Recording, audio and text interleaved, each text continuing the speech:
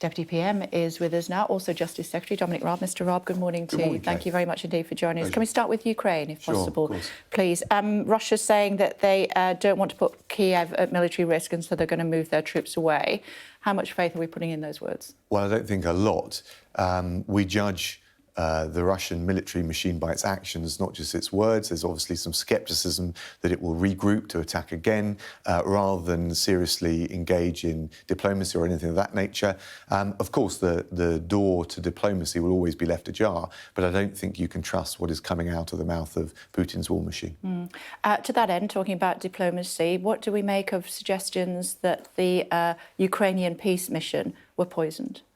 Well, look, we've seen those very credible reports. We don't know a huge amount about the contextual detail to it, but it's very worrying, and we're looking to clarify the situation with our allies. Talk to me about suggestions that mercenaries from Syria are being recruited at $7,000 each to fight for the Russians. Well, we've heard all sorts of reports of that. We know that the Russians have a long history and are very prevalent around the world in deploying mercenaries. They've done it hired hands, if you like, as you suggested. The Wagner Group is very well known, Libya in particular, but across Africa and of course, in the context of Ukraine. And it is a worrying sign. But it also probably shows you how dependent they've become on other fighters because of the weakness and the fragility of the forces, the professional forces, and their reliance on conscripts, which we're starting to see play out a bit in Ukraine. Certainly the Russian war machine, which had a pretty fearsome reputation, has been found to stutter and stumble in at least the early stages of this campaign. So it is probably also a sign of weakness or fragility. OK. Is there anything that the West can do about it?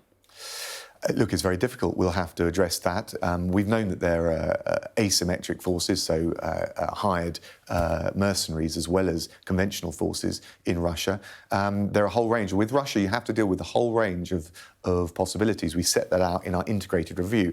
You've got the fact that they hire mercenaries, they've got the fact that they engage in cyber, the fact that they engage in poisoning. We've seen that in the past as well. The whole gamut comes with Russia, and that's why it is such an unconventional adversary, but actually why I think the UK with our allies are well placed, because we do look at every aspect of the battle and the struggle. You've been to The Hague recently to try to start to talk about war crimes. That's a long process. It will be a long process, but we've tried to lead the way. If you look at the response to Ukraine, we've got sanctions, we've got the humanitarian response and relief, we've got the visas position. On top of that, the PM was very keen with the Foreign Secretary and myself that we support the International Criminal Court, which is looking at the allegations and the reports of war crimes in Ukraine. So the UK, and I went out to The Hague and we offered support. We've offered financial and technical support to the ICC prosecutor. On top of that, last Thursday, I hosted a meeting in The Hague. 38 countries joined, and we said on the basis of our package, what can we do together to make sure that there is no impunity for war crimes in Ukraine? The ICC prosecutor was there, and I think it's a good example of where, again, Britain is leading the way. And you're right, it will take some time. Yeah, I mean, the will is there, but it's very difficult to prove a war crime. It is. So things like satellite imagery, not just to prove the crime, but who's responsible for it. Preserving evidence in the fluid situation of a war zone is very difficult, which is why that support is important now. It's about what we can do now to preserve that evidence. And that also tells the commanders and Putin himself, everyone in between, that they're at serious risk of ending up in the dock of a court and behind bars if they engage in further war crimes or indeed for any other action that they've taken. Are you confident that war crimes will be proven at the end of this war in Ukraine? Well, this is for the ICC to decide, but we've been here before in Yugoslavia, in Rwanda, in Sierra Leone, and the UK has got a long history dating back to Nuremberg of supporting war crimes accountability. And again, the Prime Minister has, with me and with the Foreign Secretary, led the way in saying we must have no impunity for war crimes in Ukraine. Is that a yes? You feel that some people will be held accountable with war crimes? I certainly hope so. I think for any crimes there should be accountability, and I think that message needs to go out now. And what we hope is it will have a deterrent impact on those commanders that are at risk of facing illegal orders to engage in attacks which will harm civilians. Meantime, back home, you're also bringing in new legislation today. Tell us about that. Well, we're announcing the outcome of our root and branch review of parole. There have been a number of celebrated cases which have created huge concern and anxiety for victims and the public. We think of the Wall Boys case, Colin Pitchfork, and we said we would. We said that we would do a root and branch review. I'm announcing the details of what were our proposals today. They will look at everything from the role of victims. I think their voice should be heard more clearly during the parole process, but above all, particularly for dangerous offenders, I want to make sure the parole process is re-anchored back into the primary and overriding focus on protecting the public, particularly for the top tier of more dangerous offenders, where the risk and assessing risk of what they might do in the future is so difficult to predict with any precision. OK, you mentioned the visa applications, the homes for Ukrainians. Only 1,000 people have been allowed in so far, I believe. That's what the Minister was telling us yesterday. I think it's 1,000 applications, I understand, per day, and we're going to, this week, set out the data so people can see how many. So none at the moment? Well, no, I don't know the answer because we're about to publish the data. I think there's 200,000 sponsors that have come forward. My understanding is that around 1,000 applications are processed per day. You're rightly asking, well, yeah, but how many have actually been offered? That data is now going to be put forward very shortly, I understand. OK, talk to me about Partygate. Here it comes. We've heard from the police. They made a statement. How significant is it that they've started to issue fines? Well, I think we said that we needed to have the independent Sue Gray review. We respected that the Met would be free to, of course, follow its investigation. They've come forward and made clear that there are 20 fixed penalty notices. So far? Say again? So far. And the Prime Minister has already been clear. He's taken responsibility for the things that shouldn't have happened in Number 10. He's apologised for it. And more than that, he's overhauled Number 10. That has already happened. Of course, we wait to see the outcome of the conclusion of the Met process, and there will be an opportunity then for an update on Sue Gray's report and full transparency around that. Yeah, but I don't want, again... No, we don't want to... Yeah, we know in all the lies that hyperbole and talking about hypothetical questions, all that sort of question. My question to you was, what is the significance of the police statement from yesterday?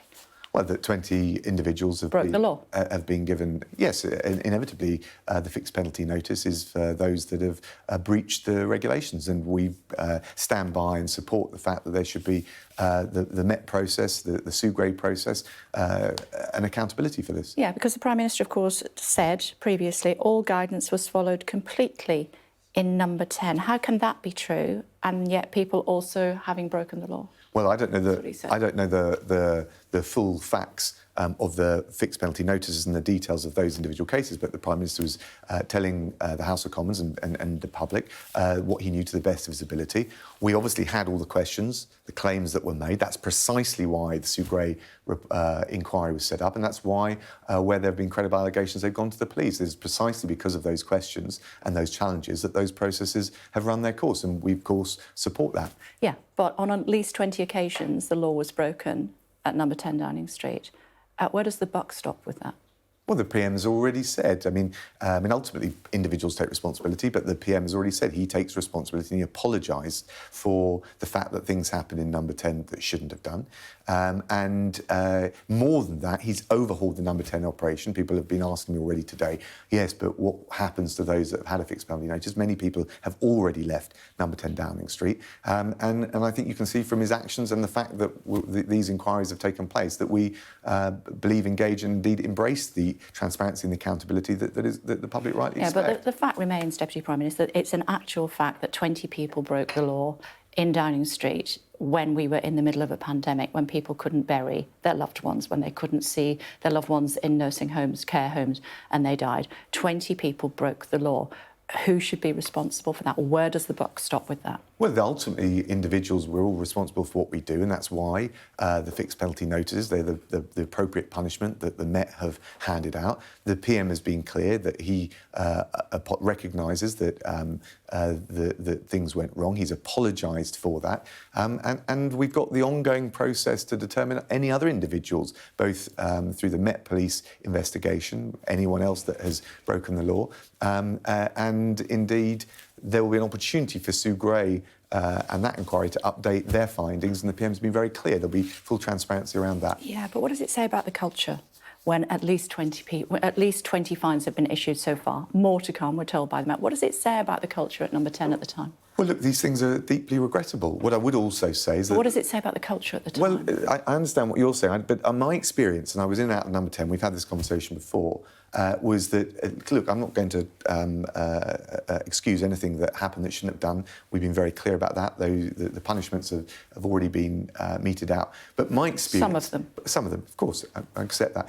My experience, and just telling you honestly, firsthand, was the incredible pressure and hard work and dedication of the overwhelming majority of people working in number 10. And I'm always quite careful, whilst engaging and embracing the accountability that's right to take place, to say that it's not right to tar all the civil servants who worked so hard during this pandemic. Not doing that, just saying. Well, no, I think it's fair because I don't accept that the sort of caricature is right. I saw a lot of people working incredibly long hours under incredible pressure, doing their very best. And on at least 12 occasions, they broke the law. 12 separate events. We're not talking about the Prime Minister particularly because we don't know whether he's got a fine or not as yet, although we're promised that he will. And I'm not going to ask you whether he should step down or not because I know what you're saying. What I'm saying is, should we be anxious about the culture of number 10 at the time? Well, look, I think there clearly were things that got wrong. That's why the PM overhauled the Operation Number 10 Downing Street. It's well known the individuals that have come in and the individuals, at least some of them that have left. And that's because he takes it so seriously. And we do take it so seriously. All I'm just saying is that my experience, say this across government, and government gets things wrong and civil servants and Lord knows politicians get things wrong as well. If you're asking me, what I saw during the pandemic, huge number of people working incredibly long hours under incredible pressure to do the right thing. OK. Just before I let you go, from Friday, if you had a cough or a cold or other symptoms that were flu-like, would you test for COVID? It would, for me personally, I'd take a judgment call on where I was going. Yeah. And I think that's the common sense and the process of getting back to living with COVID and us taking responsibility. And do you think that everybody should be able to do that with a free lateral flow test? But we can't continue to provide the lateral flow tests free in the way that we did before. I think there are a lot of emergency measures which were quite right during the midst of and the crucible of the pandemic, which we'll have to phase out. I'm afraid that follows, and that's because we've got all the other things that we're funding as we build back after the pandemic. We've got the COVID backlog, which the Chancellor has funded and the Health Secretary is tackling. I know that we've got the court recovery. We've got all those other things. So it is part of the transition out of the emergency pandemic back to normal. And I know we're out of time, but there is one other thing I must just ask you about briefly, and it's the report that's coming out at 10 o'clock today as far as babies. So many babies having died. I can't even, as a parent, you're a parent, can't even begin to imagine the suffering that those parents must have gone through. How do you reassure pregnant women and their partners right now, today, that they are safe to go into hospitals to have their babies? Well, look, we do want to provide that reassurance. I can only imagine the heartbreak and then the anxiety that spreads across expectant mothers.